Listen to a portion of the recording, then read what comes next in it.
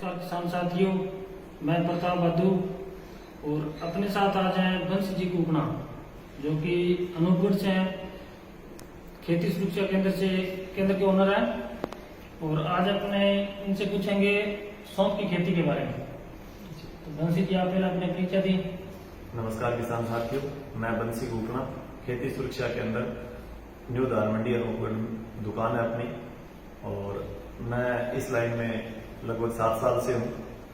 और सौंफ की खेती के बारे में आपने जैसे कि पूछा, जिसका आजकल बहुत शोर भी चल रहा है, फेसबुक सोशल मीडिया जितने भी अपने खोलते हैं तो एक ही बात चल रही है कि सबसे बढ़िया खेती सौंफ की खेती है। क्या किसान के लिए फायदे की खेती हो सकती है?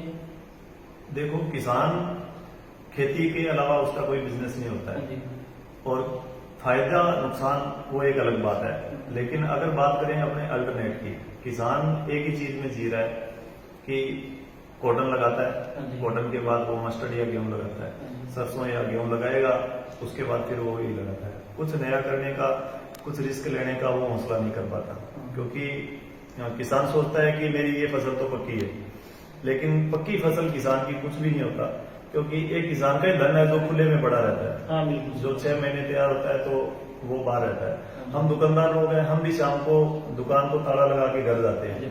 हमारा जितना भी धन है, जो भी सामान है, वो दुकान में रहता है, लोग के अंदर रहता है। लेकिन किसान की जो धनराशि है वो खुले में रहती है।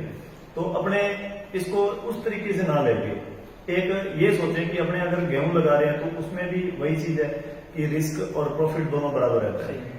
ठीक है, अगर फसल अच्छी हुई तो उत्पादन अच्छा हुआ तो प्रॉफिट है, अगर भगवान ना करे कुछ होता है, नुकसान होता है, तो वो फसल बराबर हर फसल टारगेट में रहती है। तो सौंफ की खेती को भी उसी तरीके से ले, क्योंकि किसान एक कैलकुलेट करता है कि जी अगर आजकल जैसे बोल रहे हैं कि 5 क्विंटल होती है, 6 क्विंटल होती है, बढ़ा चढ़ा के कुछ मेरे साथी हैं जो बताते हैं, तो अपने इसको कम से कम लेके चले। ठीक है, अपने एरिया के हिसाब से अच्छी खेती है, क्योंकि अपने सरसों भी लगा रहे हैं, अपने गेहूं भी लगा रहे हैं मेरे किसान साथी बहुत सारे। अब की बार गेहूं अच्छी जो एरिया बढ़ेगा, तो गेहूं की जगह मेरे हिसाब से सौंफ लगानी चाहिए। पहली बार है तो उसको कम एरिया में ट्राई करना चाहिए, क्योंकि सौंफ की खेती पहली बार है अपने एरिया में। क्योंकि अपने एरिया में किसी के अगर होती हो तो किसान को भी वो रहता है, और अगर इस बार अगर उत्पादन बढ़िया आता है तो नेक्स्ट ईयर उनको बढ़ाना चाहिए इस एरिया को। तो ये चीज जरूर देखनी चाहिए। अकेले लालच के हिसाब से नहीं बीजना चाहिए, एक विकल्प के तौर पे बीजना चाहिए। उसको उतनी वैल्यूएशन दे जितनी अपने दूसरी फसल को देते हैं। तो सर, इसमें अपने जो बुआई का टाइम है इसका, बिल्कुल, तो वो कब से कब तक होगा? अभी जो ये है पीक टाइम चल रहा है एकदम बिजाई का, मिड अक्टूबर 15 अक्टूबर के बाद का जो समय है 5-7 नवंबर तक रहता है इसका। ठीक है, 5-7 नवंबर के बाद भी जैसे 15 नवंबर 20 नवंबर तक लगा सकते हैं, लेकिन उसमें वही रहता है कि अगेती और पछेती का गैप आ जाता है, फिर वो पछेती फसल में काउंटिंग उसकी होने लग जाती है। तो किसानों को अभी इस समय जो बुआई करे तो ज्यादा उपयुक्त रहता है, फायदेमंद रहता है। तो इसकी अगर वेराइटी की में बात करें तो थोड़ा मतलब बताइए आप। वेराइटी का ये रहता है कि एक चलन रहता है, किसी चीज का रहता है, किसी चलन ये रहता है कि आज अगर सरसों की बात करें तो एक पाइनियर अपने आप में बहुत बड़ा ब्रांड है, तो मार्केट का अच्छा शेयर होल्ड करता है। तो उस तरीके से इसमें भी अच्छे ब्रांड हैं, जो मंगलम सीड है या फिर आर्यन सीड है, गुजरात की जो कंपनी है, उनका जो नागौर एरिया है, मेरता रोड, मेरता सिटी, उस एरिया में अच्छा होल्ड बना रखा है, जिस तरीके से अपने पाइनियर ने होल्ड बना रखा है सरसों पे। हाँ, तो लेकिन किसान एक चीज का ध्यान रखे, हाइब्रिड बीज अगर लगाए उसके बजाय दूसरा बीज भी लगाए विदाउट हाइब्रिड। अगर कोई एक बार ट्रायल करना है तो अपने ये करना है कि हम अपने किस तरीके से खेती कर सकते हैं, इसका सीखने के लिए। तो दूसरे बीज भी उतने ही कारगर हैं जितने वो हाइब्रिड कारगर है।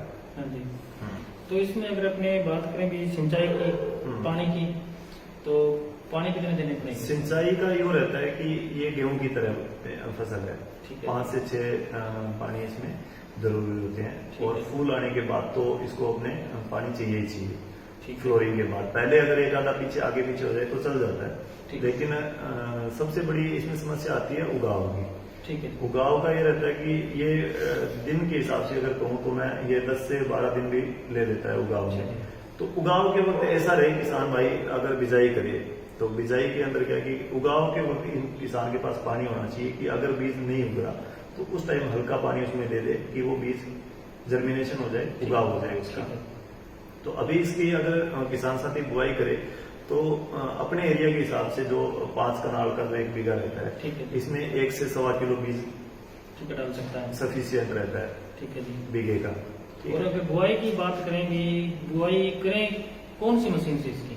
इसकी जो बीटी कॉटन अपने लगाते हैं नरमे की मशीन जी। से जो बिजाई करते हैं अपने, उस मशीन से ज्यादा उपयुक्त रहता है, क्योंकि इसमें क्या होता है खरपतवार होता है तो उसको निकालना भी आसान रहता है। ठीक है जी। और इसमें पौधे से पौधे की जो दूरी है 20 सेंटीमीटर की होनी चाहिए, क्योंकि इसका फैलाव अच्छा रहता है। ठीक है, ठीक है। और बीज 1.25 किलो बीज डालना चाहिए। ठीक है। सीड को ट्रीट करके डालना चाहिए कि जैसे कि आजकल बायोस्टिमुलेंट आते हैं जिनसे जर्मिनेशन जल्दी होता है। ठीक है जी। ठीक है। और इसकी बिजाई के अंदर सुपर हो गया, सिंगल सुपर फास्फेट हो गया, वो दे सकते हैं अपने। कुछ डीएपी की मात्रा भी दे सकते हैं, बिजाई में देना चाहिए डीएपी भी, उसके ऊपर से नहीं देना चाहिए। ऊपर अगर बात करें यूरिया की तो यूरिया नॉर्मल यूरिया रहती है, इसमें इतनी ज्यादा यूरिया की आवश्यकता नहीं पड़ती। अगर बात करूं तो अगर केजी में बात करें तो 40 से 50 केजी पर बीघा मतलब अधिकतम हो गया ये।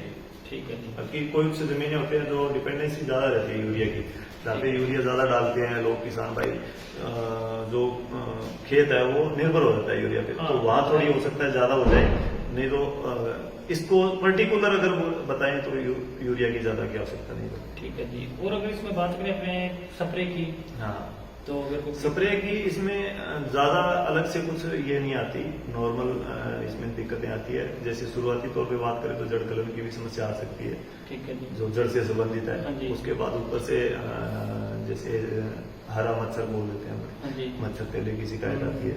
जो नॉर्मल हाँ कॉटन में करते हैं, कॉटन में तो फिर भी ज्यादा हो जाती है।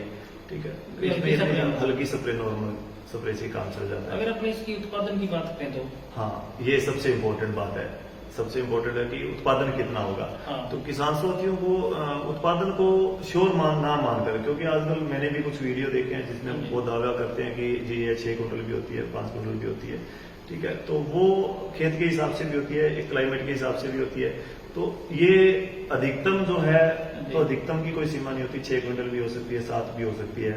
वो तो किसान पर निर्भर करता है। 8 क्विंटल तक भी जाता है, अगर मौसम फेवरेबल रहता है तो 8 क्विंटल तक भी जाता है ये। और मिनिमम अगर इसको ले तो 4 क्विंटल तो हो ही जाता है। ठीक है जी। अगर इसके अपने भाव की बात करें तो भाव की बात करें तो ये 10-12 हजार से लेके 30 हजार तक भी जा सकता है। भाव का जैसे अभी एरिया बढ़ रहा है, हाँ जी, अगर बात करूं मैं नागौर साइड की, मेरठा साइड की, तो उस तरफ भी मतलब सरसों 0 हो गया और सौंफ पूरे एरिया में फेर रखा है। उस तरफ बीज की भी मारामारी है। ठीक है। अच्छा जी। तो ये चीजें चलती है, जहाँ पे डिमांड बढ़ेगी जिस चीज की तो उसकी हाँ। शॉर्टेज भी आती है। हाँ सही है। हाँ इसकी पर्टिकुलर जैसे रिसर्च के हिसाब से 3 वेराइटियां आई थी 2005, 2006 और 2007 की 3 वेराइटियां हैं, और वही जो चलता रहता है बीज, वही रिपीट लगा भी सकते हैं किसान साथी। और हाइब्रिड के मुकाबले में, इसके मुकाबले में इतना ज्यादा उत्पादन का फर्क नहीं रहता। कुछ चीजें होती है जो जैसे रोग प्रतिरोधक क्षमता हाइब्रिड की थोड़ी अच्छी होती है और उसकी वैरायटी थोड़ी अच्छी होती है, तो वो उस हिसाब से चलता है। और मैं बात करूं अगर अपने इसकी बीज की, तो इसका बीज किसान साथियों को आप मंगवा सकते हो या कोई? हाँ हम भी कोशिश कर रहे हैं कि जो भी किसान साथी सौंफ की खेती करना चाहता है तो हम उसको अच्छे से उसको एडवाइस करें, उसको अच्छे से बीज उसका हम दें, क्योंकि हम भी चाहते हैं कि जो ये बदलाव है ये होना चाहिए। फसल का बदलाव जरूरी है क्योंकि किसान वही फसल में घूम रहा है। अब की बार नरमे में हो गया। अब की बार नरमा इतना अच्छा था कि नरमे के ऊपर जितने बोल थे काउंटिंग अगर करें 10 से 8-10 से, हाँ तो टारगेट ये था, लेकिन हुआ वो कितना मेरे हिसाब से अगर आज 2-2.5 क्विंटल अगर 4 क्विंटल हो जाए तो वो बोलता है कि अच्छा हो गया। तो ये चीजें चलती रहती है। किसान को श्योर नहीं करना चाहिए कि चलो ये अच्छा हो जाएगा। हाँ रिस्क, किसान सबसे बड़ा रिस्क लेने वाला इंसान अगर कोई है तो वो किसान है, किसान होता है। तो किसान को ये अगर खेती कर ही रहा है तो इसका मेरे हिसाब से 2-3 बीघे अगर कोई बड़ा फार्मर है, जैसे बड़ा फार्मर का मतलब मेरा जिसके 25 से 30 बीघे की जमीन है उसके बाद, तो उसको 2-3 बीघे में ये ट्राई करना चाहिए। अगर कोई आधा 1 बीघा लगाता है तो वो क्या होता है कि एक किसान का कल्चर होता है कि जब कोई चीज थोड़ी होती है तो उसकी उसमें केयरिंग ध्यान भी, नहीं होता है। हाँ केयरिंग उसकी कम रहती है फिर। हाँ, सही। अगर थोड़ा सा एरिया ज्यादा होगा तो उसको भी दिखेगा कि चलो ठीक है, मेरी अगर एक टारगेट लेके चल रहा है कि अगर 4 क्विंटल बीघे की हुई, हाँ जी। मेरे 4 बीघे हैं तो 16 क्विंटल बीघे की आ रही है। उत्पादन आएगा। हाँ जी। 16 क्विंटल आएगा तो अगर वो किसान बोले कि मेरे चलो भाव अगर 30 का भी नहीं और 10 का भी नहीं, 20 का रहा, 15 भी अगर रहा, जी। ठीक है, तो भी वो उसके नंबर्स जो है वो अपने आप ऑटोमेटिकली बढ़ जाएंगे। हाँ, सही है। ठीक है।